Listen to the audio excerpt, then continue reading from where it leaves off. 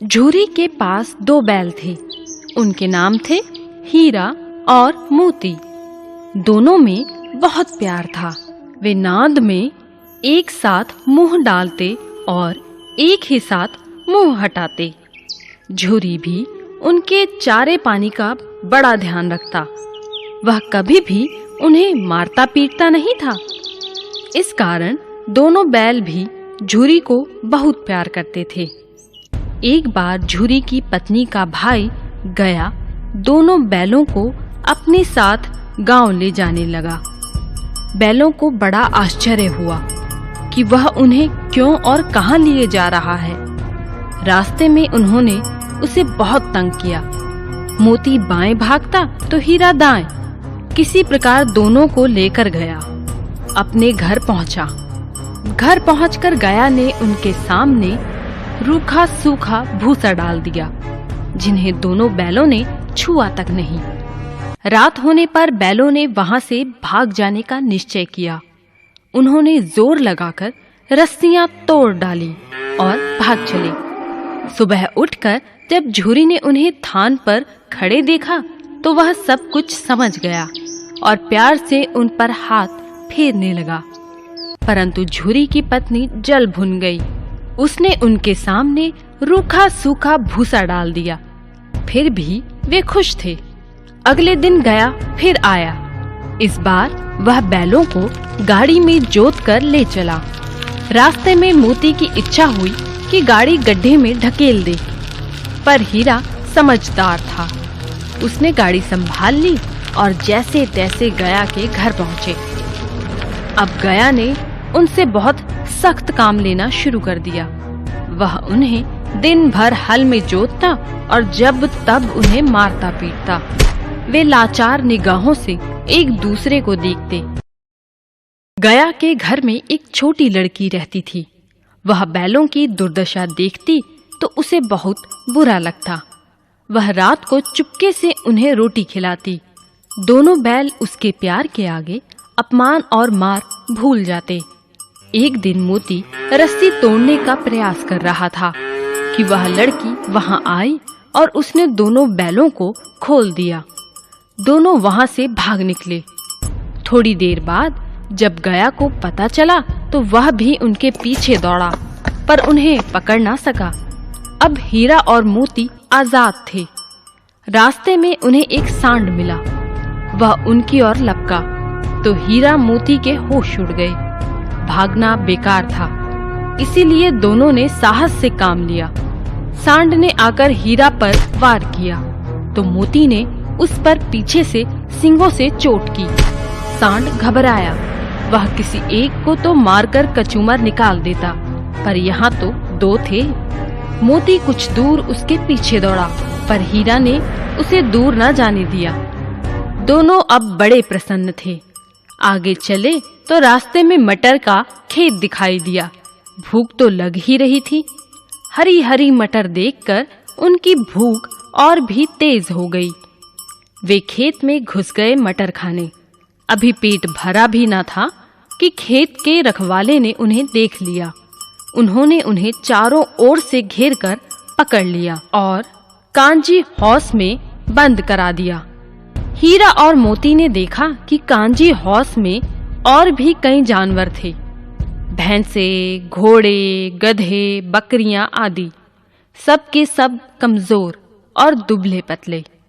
वहां किसी के लिए न चारे का प्रबंध था न पानी का। यहाँ कहाँ आ फंसे, उन्होंने सोचा। रात हुई। मोती ने हीरा से कहा, अगर दीवार तोड़ दी जाए तो बाहर निकलना आसान हो जाएगा। उसने सींगों से दीवार गिराने का प्रयत्न किया।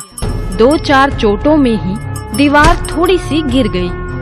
उसका उत्साह बढ़ा तो उसने और जोर से चोटें लगानी शुरू की। दीवार में रास्ता बनते ही पहले तो घोड़े भागे, फिर भैंसे और बकरियां।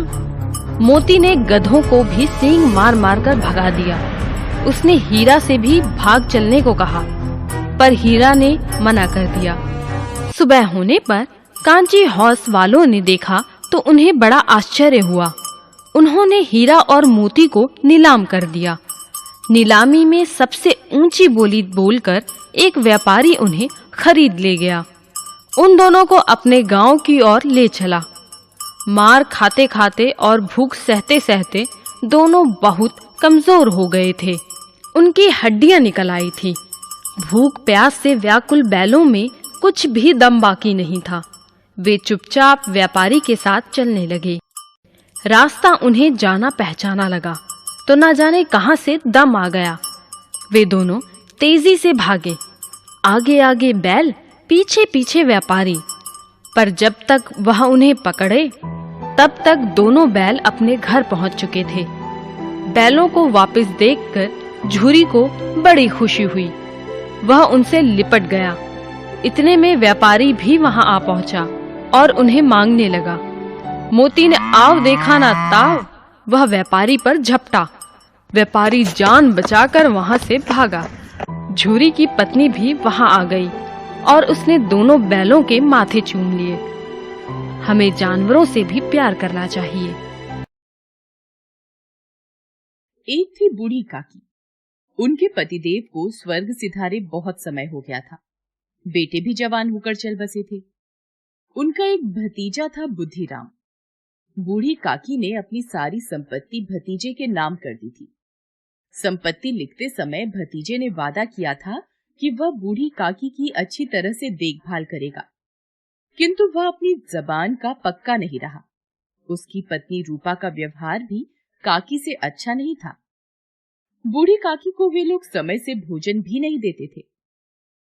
कहा है कि बुढ़ापे में आदमी का बचपन लौट आता है। यही हाल बूढ़ी काकी का भी हो गया था। उन्हें समय पर भोजन न मिलता या बाजार से आई कोई चीज न मिलती तो वे गला फाड़ कर रोने लगती। उनकी खाने की लालच बढ़ गई थी। बच्चे भी अपने माता पिता का रंग देखकर बूढ़ी काकी को सताया करते। कोई चुटकी काटकर भागता, कोई उन पर कुल्ली कर देता। काकी चीख मार कर रोती। पूरे परिवार में बुद्धिराम की छोटी लड़की लाडली ही बूढ़ी काकी के प्रति प्रेम रखती थी। एक बार की बात है, बुद्धिराम के बड़े लड़के का तिलक था। द्वार पर शहनाई बज रही थी। चारपाइयों पर मेहमान विश्राम कर रहे थे। घर की स्त्रियां गा रही थीं। भट्टियों पर कड़ाह चढ़े थे। पूड़ी कचौड़ियां निकल रही थी। मसालेदार तरकारी पक रही थी। पकवान की सुगंध चारों तरफ फैल रही थी। बूढ़ी काकी अपनी कोठरी में बैठी थी। भोजन की खुशबू उनकी नाक तक पहुंच रही थी। मन ही मन बोली, आह कैसी सुगंध है, पर अब मुझे कौन पूछता है। जब रोटियां ही नहीं मिलती तब ऐसे भाग्य कहाँ कि भरपूर पूड़ियां मिले। बूढ़ी काकी से रहा नहीं गया। वे धीरे धीरे सरकती हुई बड़ी कठिनाई से चोखर से उतरी और धीरे धीरे रेंगती हुई कड़ाह के पास आ बैठी। रूपा तैयारियों में व्यस्त थी। उसे सांस लेने की फुर्सत न थी। सुबह से ही आराम नहीं मिला था। वह झल्लाती हुई थी। इस अवस्था में उसने बूढ़ी काकी को कड़ाह के पास देखा तो गुस्से में काकी को दोनों हाथों से झटक कर बोली, ऐसे पेट में आग लगे, पेट है या भार? कोठरी में बैठते हुए क्या दम घुटता था? अभी मेहमानों ने नहीं खाया, भगवान को भोग नहीं लगा, तब तक धैर्य न हो सका। आकर छाती पर सवार हो गई। भला चाहती हो तो जाकर कोठरी में बैठो। जब घर के लोग खाने लगेंगे तो तुम्हें भी मिलेगा। तुम कोई देवी नहीं हो कि तुम्हारी पूजा पहले ही हो जाए। बूढ़ी काकी अपनी कोठरी में लौट आई। उन्हें अपनी जल्दबाजी पर पश्चाताप हो रहा था। उन्होंने सोचा, अब जब तक बुलावा न आएगा नहीं जाऊंगी।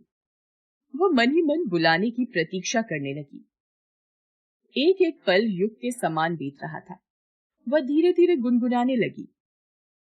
कुछ देर बाद उन्हें लगा कि गुनगुनाते हुए बहुत समय बीत गया। किसी की आवाज भी सुनाई नहीं पड़ रही थी। अवश्य ही लोग खा पी कर चले गए होंगे। मुझे कोई बुलाने नहीं आया।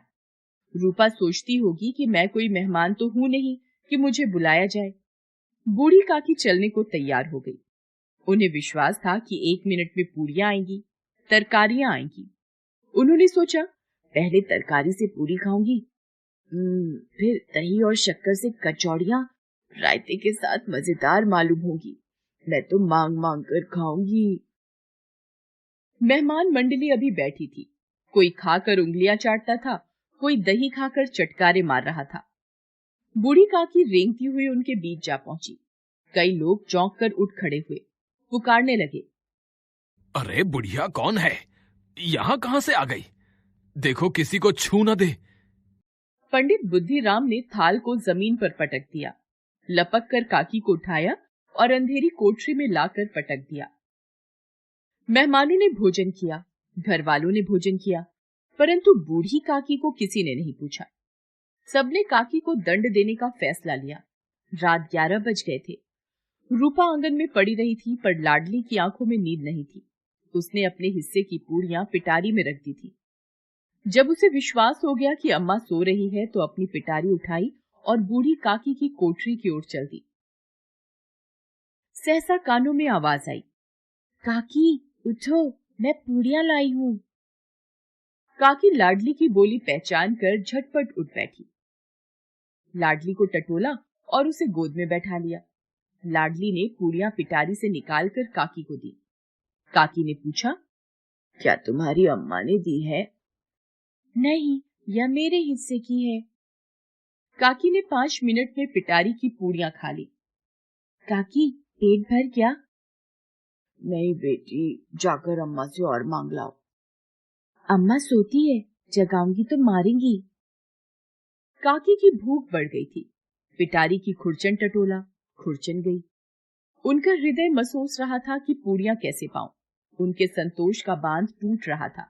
उचित अनुचित का विचार जाता रहा। वे लाडली से बोली, मेरा हाथ पकड़कर वहां ले चलो जहां मेहमानों ने बैठकर भोजन किया है। लाडली ने काकी का हाथ पकड़ा और जूठे पत्तलों के पास ले जाकर बैठा दिया। दीन शुदातुर काकी पत्तलों से पूड़ियों के टुकड़े चुनकर खाने लगी। ठीक उसी समय रूपा की आंख खुल गई। वह लाडली को खोजने लगी। उसे वहां ना पाकर वह उठी तो देखती है कि लाडली झूठे पत्तलों के पास खड़ी है और बूढ़ी काकी पत्तलों पर से पूड़ियों के टुकड़े उठाकर खा रही है। यह देखकर रूपा का हृदय सन्न रह गया। उसकी चचेरी सास झूठे पत्तल चाट रही है। ऐसा प्रतीत हुआ मानो जमीन रुक गई, आसमान चक्कर खा रहा था। उसे बहुत ग्लानि हुई। करुणा और भय से उसकी आंखें भर आईं। उसने सच्चे हृदय से आकाश की ओर हाथ उठाकर कहा, परमात्मा, मेरे बच्चों पर दया करो। इस अधर्म का दंड मुझे मत दो, नहीं तो मेरा सत्यानाश हो जाएगा। वह सोचने लगी, हाय कितनी निर्दयी हूँ।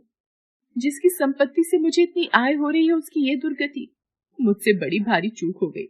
इस उत्सव में भी जहाँ हजारों लोगों ने भोजन किया, वहां इन्हें भरपेट भोजन न दे सकी, केवल इसी कारण से कि वह वृद्ध असहाय है। रूपा ने दिया जलाया, भंडार का द्वार खोला और थाली में संपूर्ण सामग्री सजाई। थाली लेकर बूढ़ी काकी की ओर चली। रूपा ने दुखी स्वर में कहा, काकी उठो, भोजन कर लो। मुझसे आज बड़ी भूल हुई, उसका बुरा न मानना। परमात्मा से प्रार्थना कर दो कि वह मेरा अपराध क्षमा कर दे। भोले भाले बच्चों की भांति जो मिठाइयां पाकर मार और तिरस्कार सब भूल जाता है, बूढ़ी काकी वैसे ही सब भूल कर बैठी हुई खाना खा रही थी।